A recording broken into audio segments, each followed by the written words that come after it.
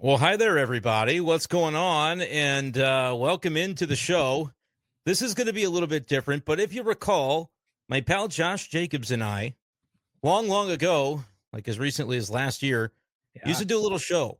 We called it Philosophical Differences as kind of a, when Josh, when we decided to call this show Philosophical Differences, it was sort of tongue in cheek about some John Mozeliak stuff that had been said at the end of the Mike Schilt era. But it also ended up being kind of funny because when you and I would do our shows together, we didn't often disagree. We often kind of Yep. came away with a very similar take on a lot of Cardinals related topics. But tonight I saw a tweet that you had about the Erick Fedde situation, and I come at it from another angle. So we decided, all right, let's do a podcast. I need to do a podcast anyway, so I'm going to throw this on the B-Schaeff daily feed. But I would rather talk about this than talk about the Cardinals losing 8-0. And in some ways, we'll get to still have a conversation about tonight's game, given that Erick Fedde pitched in it and he did very, very poorly. But Josh, to set the scene, tell me, explain your tweet tonight and a little bit about your premise from the side of the argument that you come from on should the Cardinals have traded Erick Fedde in the offseason rather than let him come into the 2025 campaign with him on the roster.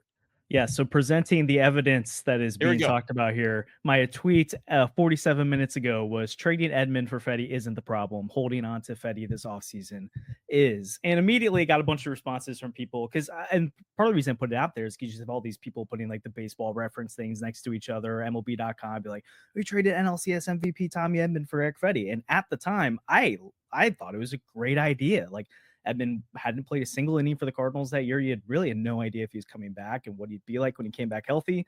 And you had Victor Scott, you had Michael Ciani, you had Mason Wynn, you had Brendan Donovan. It felt like there's some redundancy there, and you could go target a pitcher like Erick Fedde, who actually might have been the best starting pitcher moved at the deadline.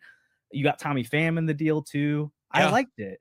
And so, but then they cratered in August and didn't make the playoffs, and then they went into this reset. And so when all of this happens, like initially part of the trade, obviously, is you get the extra year of control with Erick Fedde, $7.5 million, a guy who had a mid-3 ERA. Like that's if he was a free agent last offseason, he's probably looking at closer to 20 million on a 1-year deal, not 7.5 million. All that made sense. But when you go into a reset year and you're talking about offloading money, obviously they were trying to get rid of Arenado the whole offseason. They would have moved Contreras and Gray if they wanted to. They weren't afraid to do those things. Erick Fedde seemed like the perfect trade candidate to me because you look at beneath the hood, it was a good year on paper. It really was. And I don't think he's a bad pitcher. Like, I think he's not having a good year. And I think the underlying metrics actually say that it's worse than what we've seen so far. But he's still a valuable player. And there were teams like the Guardians and there's another AL Central team, the Tigers, I believe, that were both reported that had called on him. I'm sure there's others that were interested. And to me, it makes sense that you move in Erick Fedde. You wanted to create space for Michael McGreevy, right? There are other free agents, and we can talk about this later, that you could have replaced him with. It all made sense to me, and they didn't do it. And so all offseason, that was like the one thing I hammered home is why are they not trading Erick Fedde? Even holding on to Ryan Helsley, I understood it because like there's not really precedent for trading a closer in the offseason, getting something valuable in return, but there is a lot of precedent for flipping that guy at the deadline.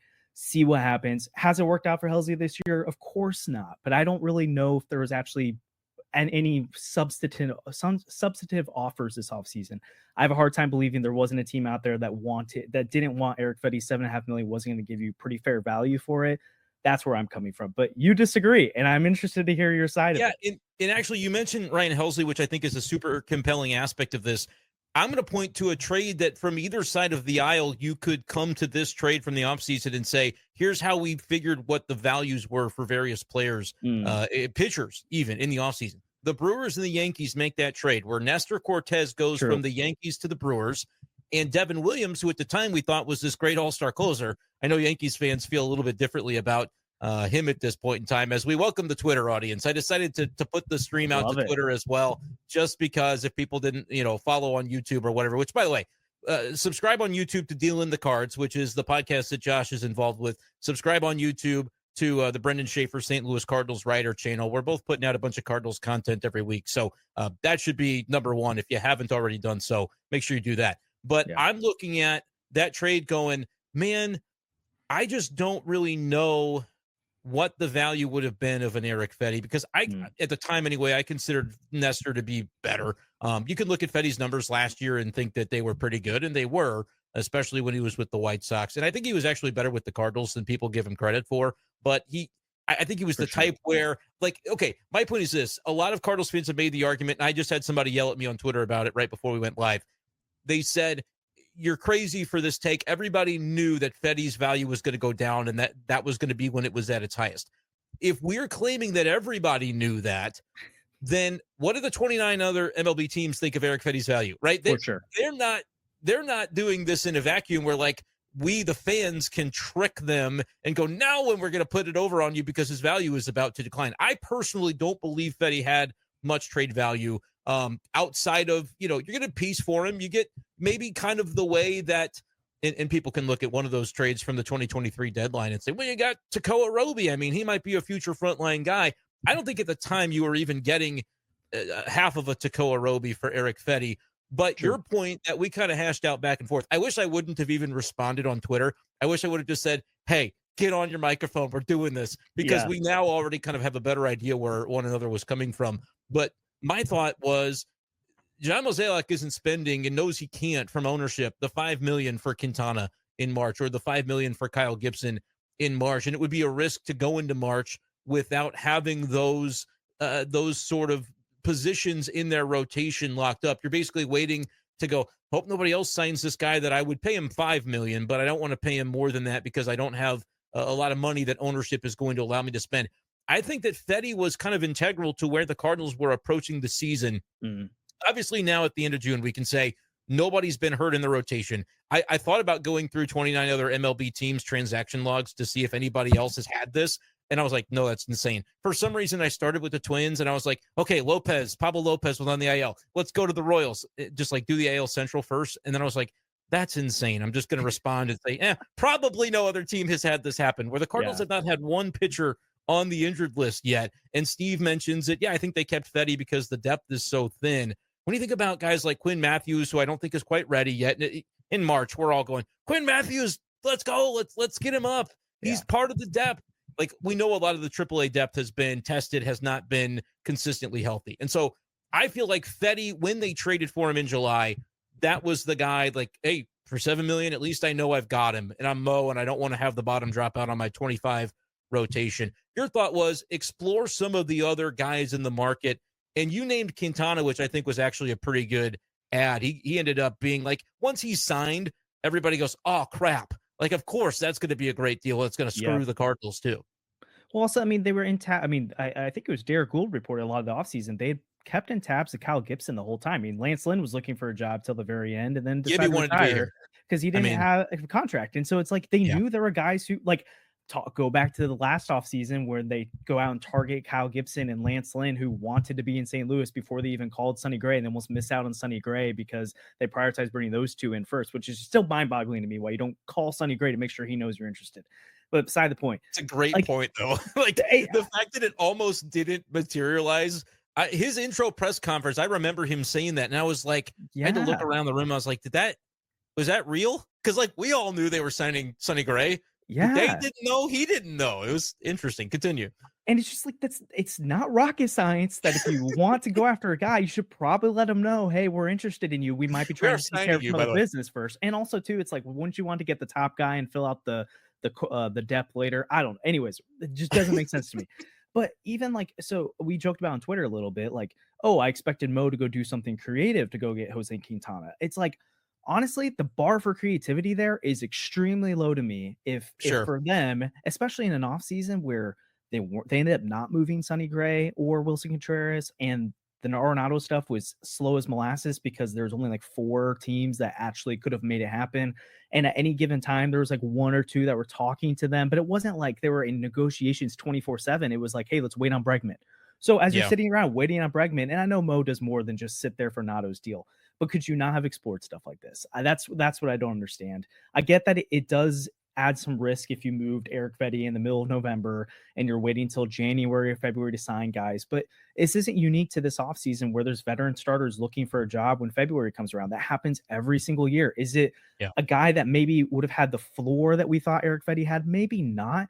But again, we're seeing Erick Fedde right now. After this start, he's going to have an over 4 ERA. His xFIP and xERA are among the worst in baseball going into the start. I would love to see what it is after. Yeah. So like he's been bad anyway. So like it's not like they can.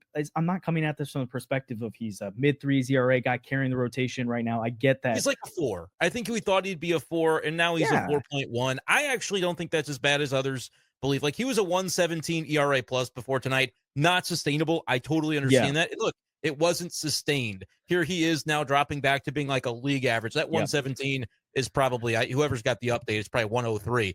Just adding that for those kind of like because this is what started the debate tonight on my end, was we talked about it on the post game for STL Sports Central, where somebody said, oh, we really lost the Edman trade. And I was like, nope. He's got a 104 OPS plus.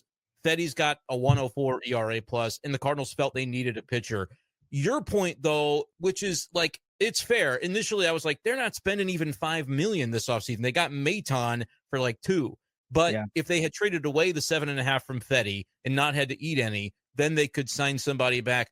But that's like having to do stuff in Mo's last season, bro. Like, what are you doing to the man? Wild, I know, right? You get to stay on and get paid for another year, and you're expected to do something with it. Your co-host Andrew, not a fan of Erick Fedde. I take it based on this conversation. So actually, it's kind of funny because we did a predictions episode, and Andrew couldn't make it. So he just posted this video where I read his prediction. It was Erick Fedde would regress and not even warrant a top 25 prospect. I remember laughing at him, it's not going to be that bad.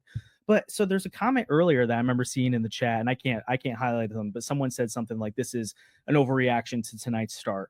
For me, this is something I've been saying since the very moment they announced that this is the and I believe you. It's Erick Fedde is the perfect guy to trade. In that, if at the time when they made the deal, and honestly, I don't know how far back they knew they were going to do this reset. Maybe at the deadline even they knew. And I'm guessing they probably did have inclinations. I think Mo was braced for it, I think. Like, if we don't make the playoffs, if Tommy Pham doesn't guide us to and then a month later he wasn't on the team because like, get me out of here, like the Happy Gilmore scene. If we don't do that, then we might be stepping back, and I might need to brace for impact, because it's hard for me to make a lot of trades. And if I don't have any money to sign Lance Lynn again, then oh boy. So that to me was the impetus behind Fedde, which I think he knew in July, to your point. For sure. And so at the time made sense, especially if you're potentially, because again, if they didn't do a reset thing, like Fedde does make perfect sense for the kind of roster they wanted to put together to be competitive in 2025. And I understand. In fairness, and they have been competitive. I would just argue that they probably could have been competitive without Erick Fedde. And so then you made this point earlier, and I think it makes so much sense, right? They weren't going to get a boatload. They weren't going to get even something. I don't think whatever they would have gotten for Erick Fedde wasn't going to move the needle for people. And they're probably going to get super annoyed in the moment. Be like, this is what Tommy Edman turned into, was some organization 17th ranked prospect. But when have the Cardinals really ever cared about optics? Okay. Like I think they do things that don't really care about that side of it, the Twitter reaction. They could have moved Erick Fedde for whatever value you get, which I still think is more than nothing. It's not Matt Savance and Paul Dion, who Matt Savance has actually become a reliever they use now. I think it's more than that. And so you do something like that. You bring in Jose Quintana or Cal Gibson, which probably had a similar floor and similar production wise as Erick Fedde. And even in the offseason, like I would have loved Jose Quintana to replace him, but I didn't think he'd be this good. But I think you could have probably expected a 4.45 ERA from Jose Quintana. And guess what? That's what you're getting from Erick Fedde right now. So that's where I come back to around on this, in that if there were teams genuinely interested in trading for Erick Fedde rather than signing these other guys, why not make that kind of flip in that kind of offseason? I can't really be convinced the reason not to do it. I understand you made the Fedde trade for this reason, but especially when you moved in this direction, it just seems like this was the way to go. And they had all the time in the world in this offseason to make it happen, and they didn't. And I don't get it. Yeah. In the first place, when we were debating back and forth on Twitter that I thought I had you, I'm like, look, we can't pretend that Michael McGreevy was going to be in the rotation and then nobody else was going to get hurt. And we knew that all along. Yeah. But it was mentioned in the comments already that, well, Steven Matz was technically a starter in spring and probably deserved a chance to be in the rotation, but he's also now been a really important part of the bullpen. True. So like it's very difficult to battle with your old takes from a few months ago, because you know new information and you have to try to be intellectually honest about what we know now. And now I'm like, okay, ask me a week ago and I'm like, damn, really good that Steven Matz is in the bullpen and not a starter. When for the first couple of months, I was like, man, it's kind of bogus that he had a good spring. He's in a contract year and they're not letting him start. Well, now his arm's falling off, it seems. And so we're like right back to where we began, like, don't really expect much out of Steven Matz. But bringing up Gibson and Lynn is interesting because Gibson wanted to be here in the offseason. He was kind of waiting and going, well, hopefully, the money can work out. And obviously the Cardinals kept Fedde. They kept everybody. They had more starters than they knew what to do with. And they had McGreevy, who they wanted to get into the mix. And so they weren't going to go out and add that extra guy, even though under normal circumstances, we were like, you could afford to add an extra guy because when 2 or 3 get hurt in spring, like always happens, you'll still be covered. But they have been the healthiest. I'm not going to even finish that sentence because I don't want to jinx it, but which I don't believe in jinxes, but people will accuse me and then it's going to be a whole thing. But the one that's interesting is Lynn, because he was actually pretty dang good. And I remember last year, I'm saying like his numbers were solid.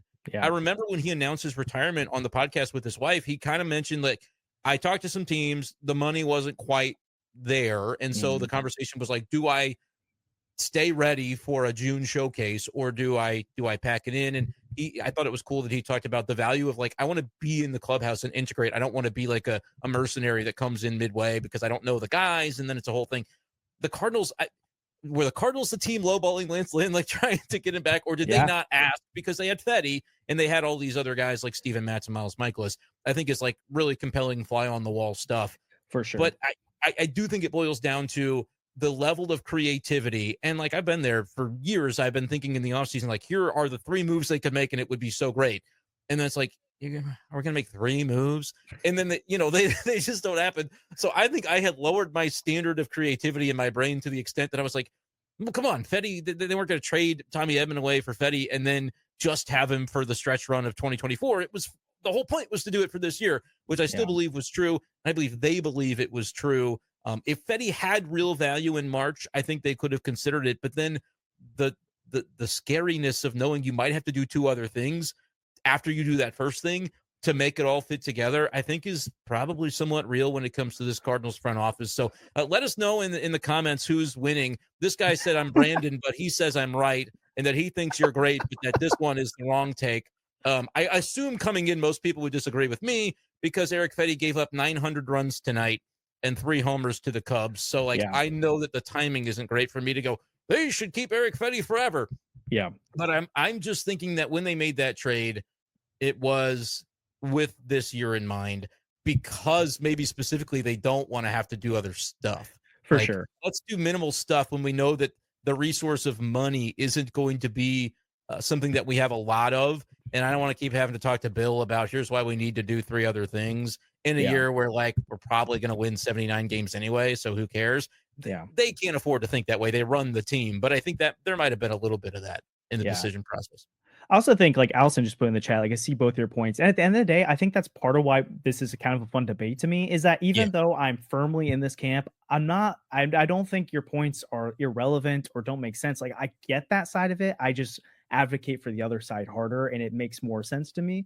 I also think, like, I think someone put in the chat, like, I don't know how much you're actually were getting back for it's not Erick Fedde, for Tommy Edman. Like if the Cardinals held on to him, and I mean, let's be honest, like if they fall out of the race in September, they're probably not bringing him back anyways. They're probably just like, hey, stay home, make sure your wrist is fine. Maybe they bring him back on the field to rebuild some value. I'm not sure what happens with that, but he doesn't go on the NLCS run. And if they try to move him in the offseason, I don't think you were sitting on some haul either for that. So the initial trade, the frustration to that, I still won't get. I also want to give you credit too. You decided to come on and do this debate after a terrible Fedde start. So you're giving me home field advantage with something like this. But I will say again to the chat, like I would have made the same argument the day he basically did the complete game shutout against the Washington Nationals, because at that time I still was like, hey, great, I love he had a great start there. Probably shouldn't have been on the roster this year, and I would have held to those takes the whole time. And so and I think you are legit.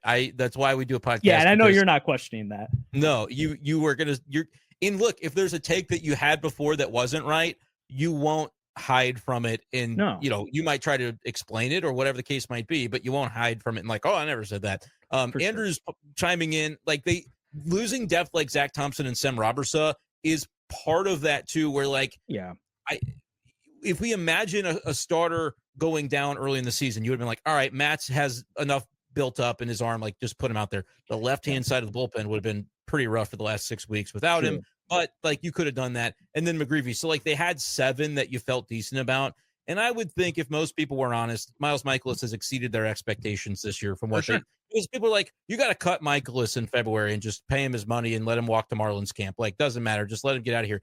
And I was like, I'm going to let it play out in April because you don't know what's going to happen. This is the first time since I started covering the Cardinals in 2016 that they were clean through spring training with like MLB active roster pitcher injuries. So the fact that we're still in late June and they haven't had those pop up is remarkable. And I actually think a lot of it, there will be times, and you guys probably hear a lot of this and talk about a lot of this on your podcast, which is Dealing the Cards. Make sure to subscribe. There are times where, like, why did they take McGreevy out after 76 pitches? Why did Fedde not go deeper? Why don't they use Sonny on regular rest when they could give him extra rest? Like, I think it's kind of weird the more I think about it. Grant Salzman brought this up to me on our postgame for STL Sports Central. Like, why isn't Sonny pitching tomorrow where you could get him at home? Yes, it would be on regular rest. And I'm like, well, they want to buy him the extra day. But the more I think about it, I'm like, and there may be an explanation for this. I haven't covered a game since Monday. So if it's been talked about and I'm not aware of it, sorry. But it's one of those where it's like Sonny's ERA is double on the road what it is at home. Yeah, I would rather have him pitch, let alone it's the Cubs versus an AL team, but just pitch him at home because you're probably going to get a better outcome. I don't know why. Yep. It's just, is Busch that much of a pitcher's park that you're going to get the benefit of it? But although maybe the way home runs are flying out in this series right now, you don't want to touch it. Whatever the juju is, the mojo is. But it was like that last year too. Last year he had terrible road splits. So this isn't a 2025 thing. Yeah. So that's why I was like, I wonder, what's going on there. I don't even know what my whole point with this was, but it's fun talking to you again. I know that like we never said, oh, we're canceling philosophical differences. Yeah, we got busy. And so we haven't done it in a while, but now we have a real philosophical difference. And so it's fun to kind of jump in there.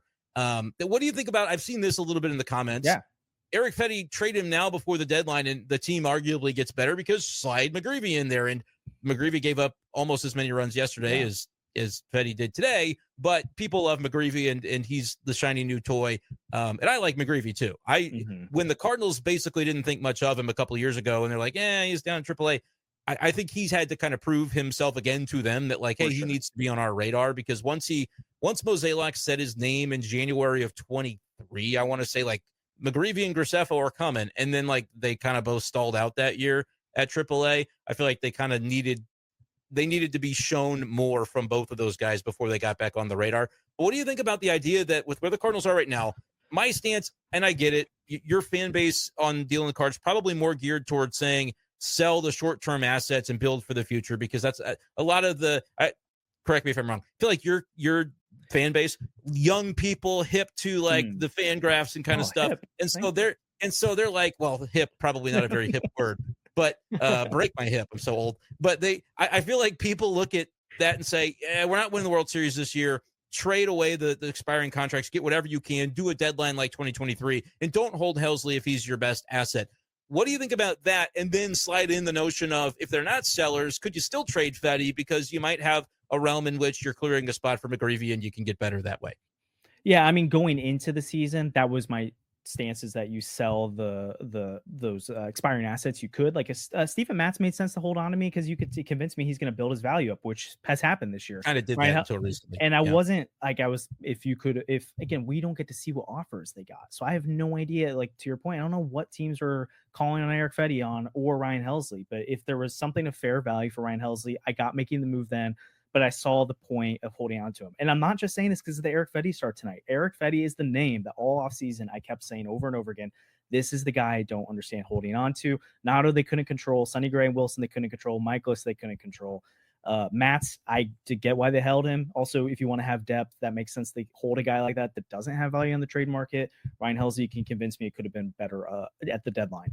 Right now, and especially once the season starts, we know that most of the time trades kind of stall out till July. And so I've kind of held the stance that let's see what the team is in July. And if they're in it, you're not really getting anything for those guys anyway. So I don't see the reason of pulling out at that point. But going into the year when it just felt like, hey, you're crossing your fingers a lot here to be competitive.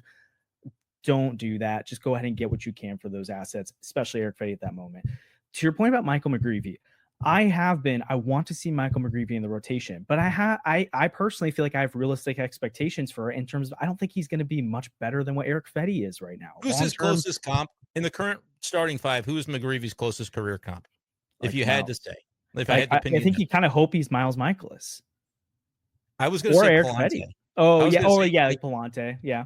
like he's got a better a deeper repertoire than Palante, but he's going to pitch to contact and going to need some of that. Like he'll have a little bit of swing and miss that he has kind of introduced over the past calendar year. Yeah. But our guy McGreevy was not this guy coming up missing a ton of bats. I mean, he's gonna he's gonna challenge you in the zone, but he's not gonna miss a ton of bats and strike out a ton of. He could be a 1 strikeout per inning guy, I think, at his ceiling as a big league pitcher. But like Palante has to really pitch to contact, and he's a ground ball guy. That's why I kind of make that comp as well. Yeah. So just to say, do I think he's going to come and have a 4.5 ERA where Palante is?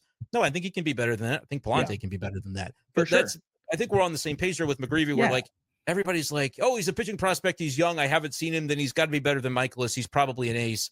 I'm like, I think stylistically, if he's a good, sturdy ass number 3, you're like, okay, we got something. Well, for sure. Yeah. I mean, if Michael McGreevy ends up being a number 3 starter for the St. Louis Cardinals any year, that is a huge success because especially you talked about it, like he stalled out in 2023. And at this point, like when he made his spot start last year, I remember saying out loud, Michael McGreevy, like he's getting a start. People like felt that way. Yeah. And then he shoved, and I was like, "Oh, okay, Michael McGreevy," and then he just kept shoving, and it was he's like getting it done. Like, yeah, people didn't really have high thoughts about him at the time. We like to call him Michael McDreamy over on Deal on the Cards. I like that. But like he isn't like, if we're actually being honest, he's not some incredible frontline starter at some point. But to the same reason that Erick Fedde holds value for the St. Louis Cardinals team at $7.5 million at the back end of your rotation, rotation, how much more value do you get a guy on a pre-arb contract who is doing that? Because I think we talked about on podcasts before where until Andre Palante, the Cardinals hadn't developed a homegrown starter for the rotation forever. So even if they can have a couple guys like that in their rotation, it allows them to allocate money elsewhere in a way that every offseason they've had to give $18 million to Miles Michaelis, $12 million to Lance Lynn, $12 million to Kyle Gibson, and have one of the highest paid rotations in baseball, even though the ceiling of it is fairly low. So yeah, I don't think this rotation actually gets all that better having Michael McGreevy in it over Erick Fedde. I think the only shot in the dark you have of an internal upgrade to the rotation, and I'm saying it's a shot in the dark because it's truly like asking a lot of those guys, is if somehow you just brought up a Quinn Matthews, or in a month and a half, 2 months, if Tekoa shows something in AAA and you say, let's see what happens. But I'm not advocating for that because that's a low percentage chance that those guys are going to be ready and shove at the major league level, not even just to be serviceable, let alone be a difference maker at this point. I don't think either guy's shown anything at the AAA level yet to say they're ready for that kind of shot. That's the only way I think this rotation gets better internally during the season. Who knows? Maybe they pursue some kind of upgrade at the deadline. I'm still skeptical what adding means to this team. I think adding more so means not subtracting. Maybe adding a bullpen arm, but we'll see. Yeah, I think you need a strikeout bullpen arm, but like whatever you think they need, what are you giving up to acquire that? And is it trading from your future? And like, they don't want to do that. Now, is there a realm in which, and I don't want this player to be traded either, but I see a guy like Nathan Church just exploding at AAA, and I'm looking at the Cardinals going, well, clearly they want, for whatever reason, that they're still trying to find that right-hander off the bench, even though their whole bench right now is right-handed. But like when they have their A lineup out there, it's got usually 5, maybe 4, but if not, it's going to be 5 lefties in it. And so you don't want to be so left heavy necessarily. And like, especially in the outfield, Walker's the only right-handed bat, and he's on the IL right now. I'm no doctor, by the way. When you have appendicitis, don't they just take it out? But they didn't take it out. This is a lot for me as a non-doctor. Like, I'm trying to figure out what's going on there. I was surprised by that. Yeah, but I never heard of someone doing that, but we'll see. But if he does get it taken out, he's probably, it's a side topic now. No, it's like, real quick. Like if he gets it taken out, he's probably out through the All-Star break because he's going to have to recover and build it up. Weeks. I mean, that's a simple, again, no doctor. To build back up to like playing shape and then to play through games. Like, I mean, maybe it's too much, but I wouldn't be surprised if you're not seeing him till mid-July at that point then, because we are end of June now. But yeah, so I don't know. What were we talking about? I got Erick Fedde at some point. That started with that. I got into the Walker stuff, and I was just like, my mind went drifting away when it comes to the thinking about that I Oh, don't know. Nathan Church. You were Yeah, talking about Nathan Church. the Like, I'm not advocating trade him, but I think about last year the Royals made a trade where when they picked up Lorenzen, they traded their Omaha AAA closer, who they was like a 27-year-old reliever. Don't even remember his name, but it's like a non-prospect, but had good numbers in AAA. But clearly they didn't think he should be in the big leagues, and they traded him for a guy that they put on their team. Yeah. That feels like Nathan Church is like, I don't know if the Cardinals aren't ever going to use him. Maybe that's the type of guy you trade for a reliever, whether it's let's say he's got team control for 2026 as well. Who, he'll replace Maton next year if Maton doesn't sign back. That sort of vibe.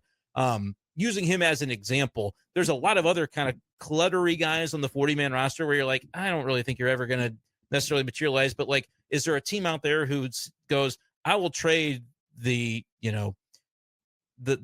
reliever with a 5 ERA, but a 10.5 strikeouts per 9 for Luke and Baker, because we don't have a first. We're just going to put him at first base and see if he can hit. Like those types of deals that it's like, here, trade your trash for our trash. Nobody's trash. They're all lovely people and good players. But like, that's the idea is we're not talking about these big prospect trades. It's like a challenge trade of players that you kind of, in either case, they're not really panning out where they currently are.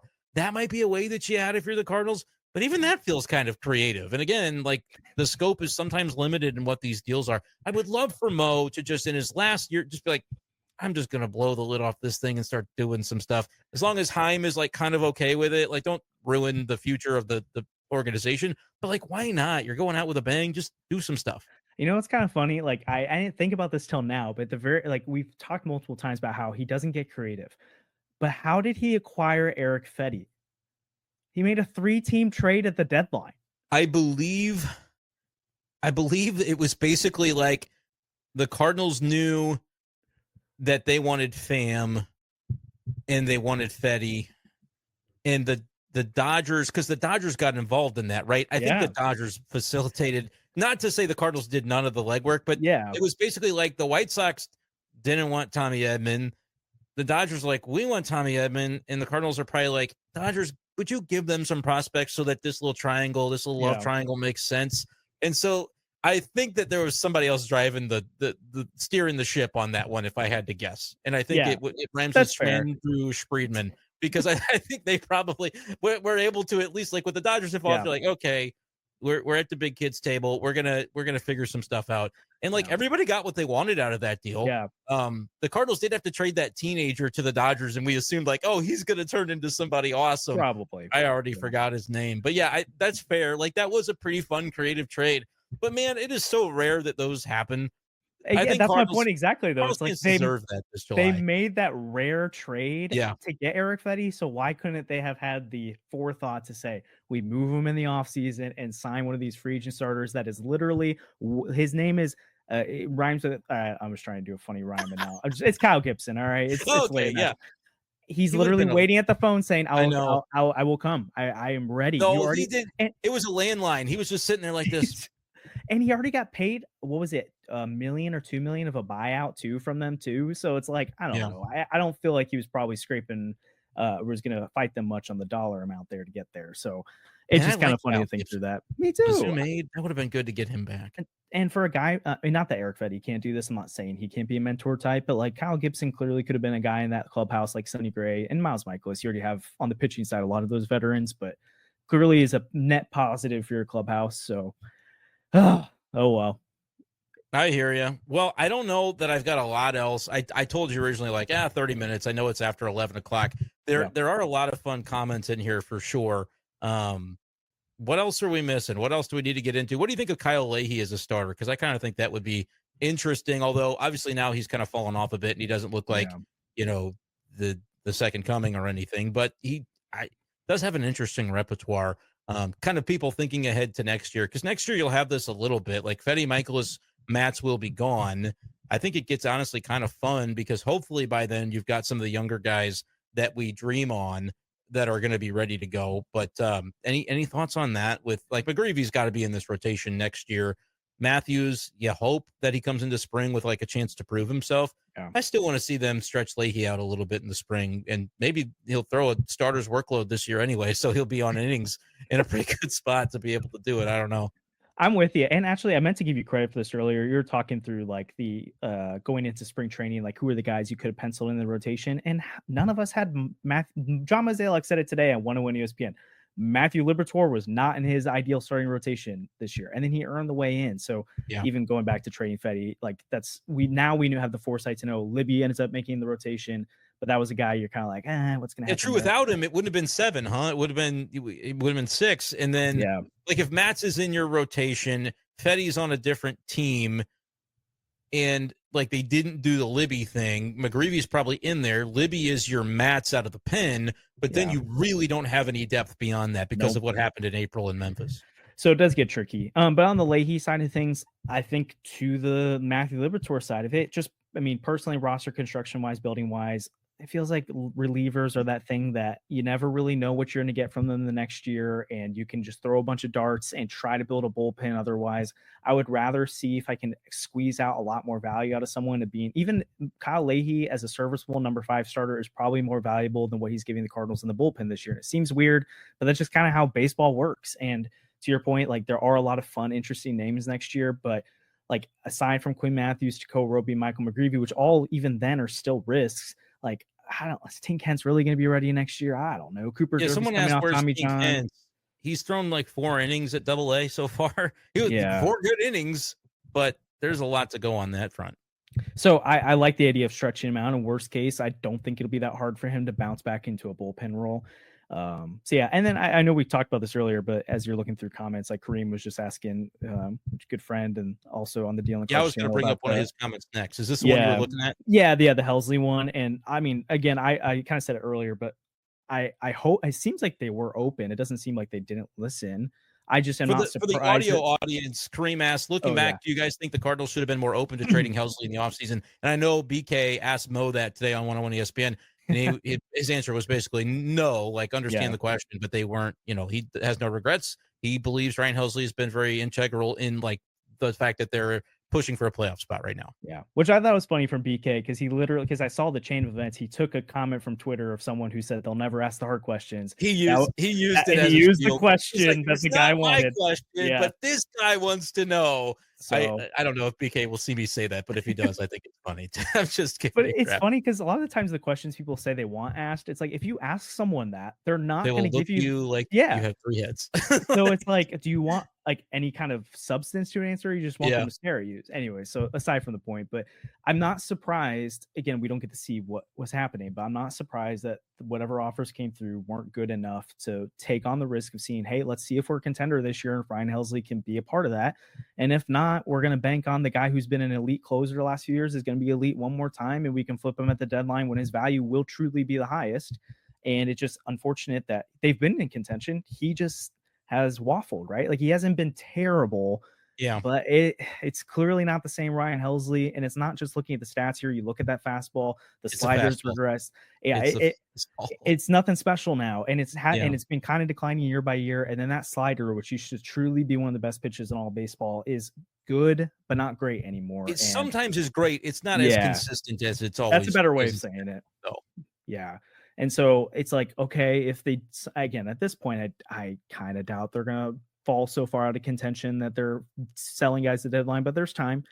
But if it did come to that, I don't like, you see Bob Nightingale, John Heyman, like whoever it is, are always like Ryan Helsley, a top trade candidate. I'm like, who are they asking? Because I don't know what team looks at him right now. It's like, man, you know who I've got the top of my list? Like, not even just like they could be a top target for someone, but you can't convince me he's one of the top 5 most talented. I guess talented, but like talented, yes, but productive, no. You cannot convince me that. And the thing of it is, though, like I could see a realm in which 4 weeks from now, we like it clicks back in and Helsley's Helsley again, and then people would claim her, and like the Phillies would claim her. They don't get Alvarado for the playoffs. Like there are situations where you could see the benefit of it. So can I flip this on to you? Yeah, go ahead. So instead of it being like, hey, should they have dealt him at the offseason, or should they be looking to deal with the deadline? Maybe my question to you is, even if they're in contention, is there some kind of puke point for another team where they come at, like the Phillies are so desperate that there's some kind of offer that makes you think, you know what, you got to make the deal, even though it's going to be unpopular in the clubhouse, potentially unpopular to the casual fan that's like, why are you trading Helsley? We're in first place in the NL Central right now.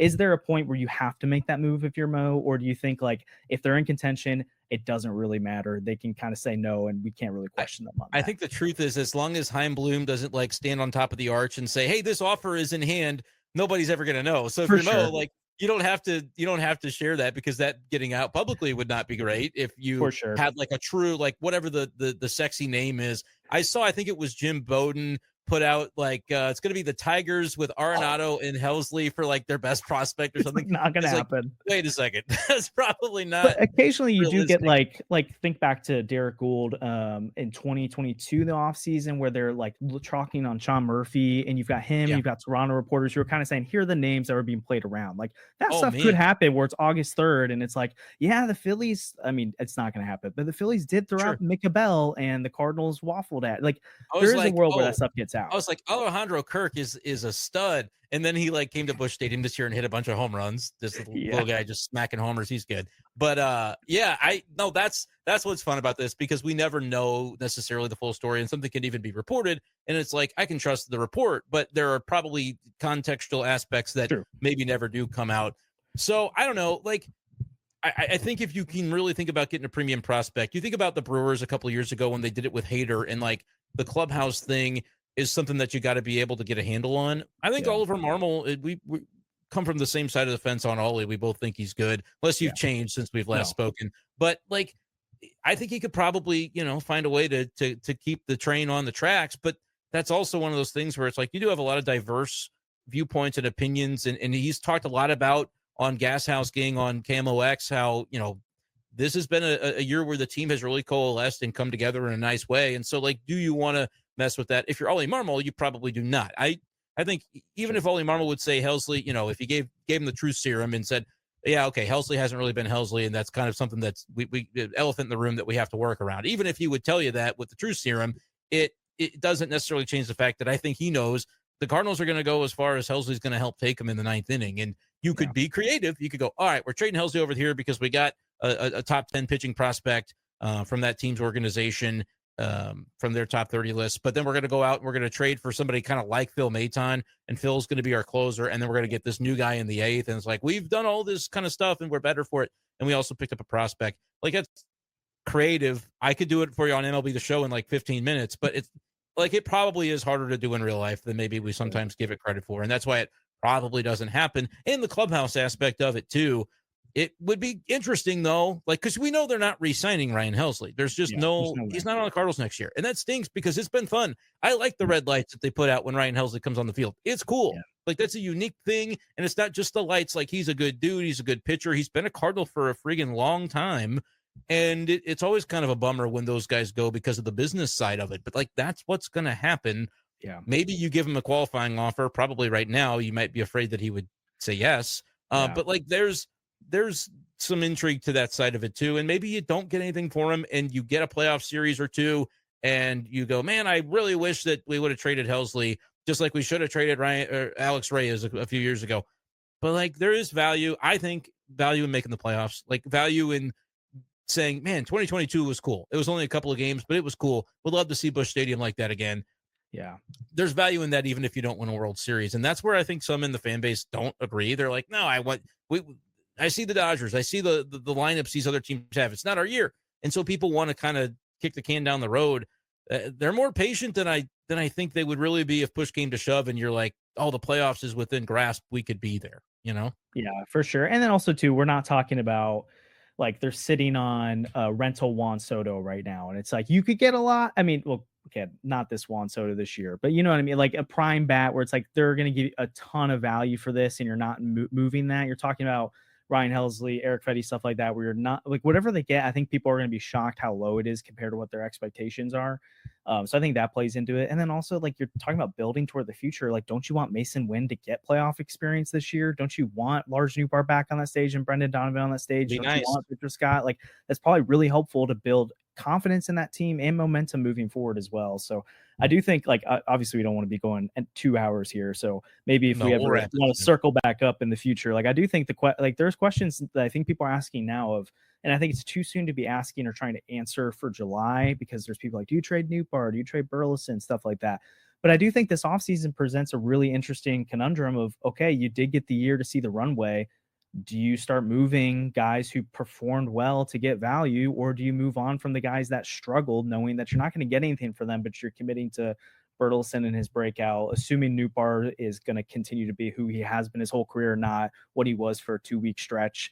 I think that's an interesting topic going forward. Yeah. How do they decipher who they build around, and Yeah. do they continue to give runway to some guys and sell high on others, or do they just? Sorry, what? You're not. Wait. Brenden Donovan. What? Sorry, something happened to my mic. It was messed up. You're not suggesting it, are you? No, I'm suggesting. What are you suggesting? What do you think I'm suggesting? I hope you're not suggesting. I know you're team Brenden Donovan. I hope you're not suggesting. No, you said. I heard you say build around, and that was the only part I heard. And so I thought you were saying like, oh, do you? No, no way. They already messed up though. They shouldn't have done the ARB thing with him. Like, and look, I know that there was a realm in which they were kind of Tampa Bay raising it a little bit. We're like, hey, we need to do some ARB on these guys. But now it's like they're not 3 years away from contending. No. And so you don't have to, like, there was a world in which if they're 10 games under, like we did that podcast, Josh, like probably a year and 2 months ago or so, where we're like, what could happen to the 2025 team if 24 doesn't go well? And we baked it all out. And like a lot of it kind of happened. Like Hein Bloom is going to be the next one up. Yep. And so like a lot of that had been put into motion, but it's also kind of like coming into all of this, Hein Bloom's not here yet. And this is kind of the prove it year of how close are we and how rebuildy does the next 2 to 3 years need to look? And turns out like not very rebuildy. You're pretty close, if not there already before, which is exciting. I think if you're a Cardinals fan, like look down at Springfield, Missouri and see what already Rob Cerfolio and these guys are doing to make the pitching development of this organization go from like completely outdated to actually having a shot to produce some guys like Hansel Rincon comes up and throws 11 strikeouts in Double-A. Like there's a lot going on down there that I think you can credit the infrastructure changes that were made in the offseason for really jumpstarting the development of some of those pitchers. But Brenden Donovan, Lars Nootbaar, I thought if they're 10, 12 games under 500, they could trade him next month. Like they could say, oh, we're 2-3 years away. Those guys aren't going to be around the next time we're in the playoffs. Just let's go. Let's have the fire sale and really restock, reload. They're not going to need to do that, in which case, like, think about which of the guys you're going to sign and do it. Like, I know that money was a thing this offseason where they didn't know that they could spend and they don't know what the revenues are going to be. That stuff's got to change. You got to, by October, you got to be like, here's the guys that we're signing. And also we're doing an early extension for Wynn. And also we're doing it for Victor Scott because I will pay for defense and whatever it ends up being on top of that. If the bats come around, then like, great, I got a bargain. If not, okay, it's the Michael Harris deal. And he's never making more than $12 million in a season. So who cares? Like, it's not that big of a deal. You take chances like that to build your core and to tell your fan base, hey, we're coming. Yep. So that's kind of my thought there. A lot of stuff that we just talked about, like what the future episodes. Andrew says, Brenden coming on our channel when? Let's get in the DMs and organize that and make sure we do that soon. Because I saw that earlier and wanted to know that we would end on this kind of note. And Kareem says we need philosophical differences to make a return. Go to duo. I agree. I think we got to figure some logistics out and then just probably do it because it is always good conversation and a fun change of pace from the other stuff that we've got going on. So it's fun. I think we figured it out. I think people hopefully enjoyed this debate, as it were. Like, I think we both kind of see where each other's coming from on the Fedde stuff. And if every time Fedde shoves, I'm going to be tweeting at Andrew. I'm going to be tweeting at you.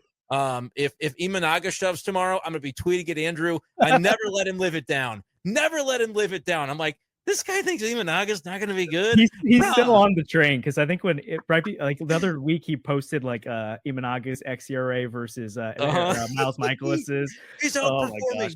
That's real quick, one thing on the Brenden Donovan thing, and you touched on it, but it's like not only did they miss the boat because he's already just increased his value because he's on an all-star, which all-star told team. You it was coming. It's like it was just you could see it from a mile away.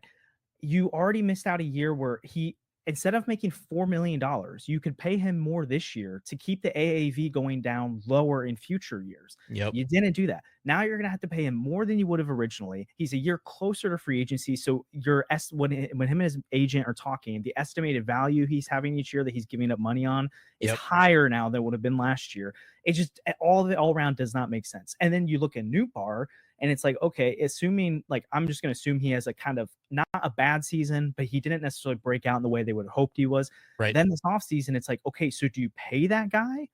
Because he's not going to want to take a contract that's not like whatever he thinks he's valued. His And you keep potential, yeah. waiting and he's going to hit free agency. Then you just lose him. So then you have to make this call where it's like, hey, if we extended him last offseason, we would have had more time to figure this out with him, but we didn't. Now we got to make a judgment call of, do we pay him market value? Do we risk losing him, or do we trade him for whatever he's worth right now? And I think it's just a poor position they put themselves in. When we can circle back to Erick Fedde, you could have said, hey, it's worth $7.5 million to me. And to not have this insurance starter, to have Brenden Donovan locked up for the next 5 years because I care about the long-term sustainability of this core, rather than making sure we have the pitching depth for a year where it's like, hey, we're hoping we can contend, but that's not the main point of this year. Anyways, we'll talk more in the future. When in 2 years your outfield from left to right is like JJ Weatherholt, Victor Scott, and Ivan Herrera, just remember that the Cardinals, it didn't have to be this way, where like you could have had Nootbaar, Brenden Donovan.